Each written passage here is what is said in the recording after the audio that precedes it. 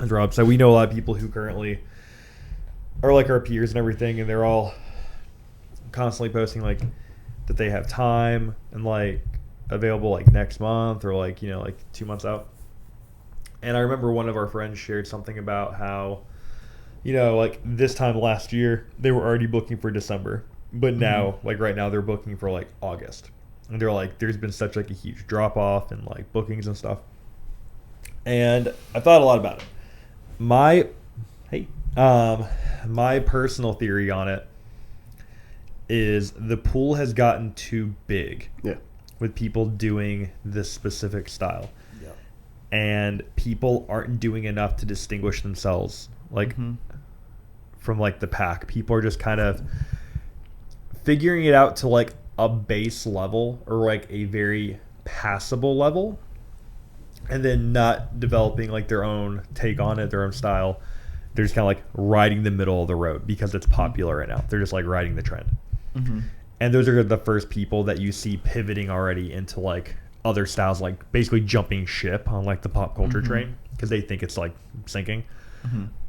There's people who are just like fair weather in it, which, you know, to each their own, you know. Yeah, that's whatever, you know. You can ride the wave and get off whenever you want to, you know? And then there's some people who will go down with the ship, go down with that ship, baby.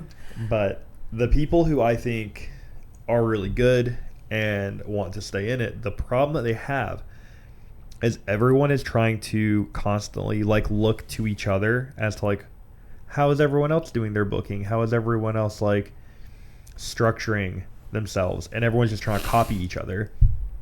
And by doing that, you see that everyone's running to the same issue, which is like every 2 months, everyone's opening up their books. Okay.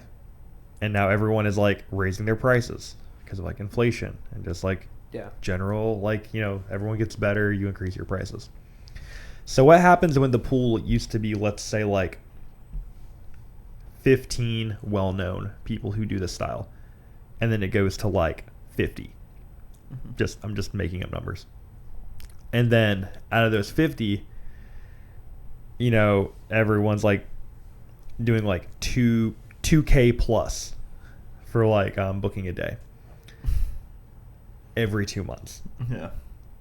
Well, then what happens is you have people who like, if they can't get in with one person, they just go to the next person. Yeah. Of like equal like quality or value in like the client's lower, mind. You know, what's more affordable to them. Yeah. Yep. Then you have people who just like are like, all right, cool. I'll go to that person because they're mildly cheaper, or I'll go to this person because like they live closer to me. Versus working with clients. It's like with what I do is I charge arguably less than a lot of people. And I just don't really close my books. Like I'm booking out for all of next year. Because it's a much easier ask for a client to say, hey, if you want to book with me, it's $300 right now. And you have 12 plus months to save like $1,500 to like $1,900. Which is very doable. You can do that. Very easy. But if you're like, hey, so my books are open now, do you want to get tattooed 2 weeks from now, and you got 2 racks? Yeah. Like, that is a massive ask for, like, any general person. And the majority, I'd say, like, 80% of, like, our peers are, like, that's what they're doing. Yeah. They're asking too much of their clients monetarily in too short of a time frame. And I feel like the ones that it works out for, you know, the people that do that and their books for relatively quickly. Yeah.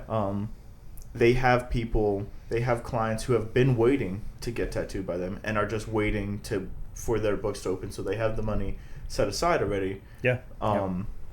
But once you have, because they have the clientele, they have the following to do that, you know what I mean?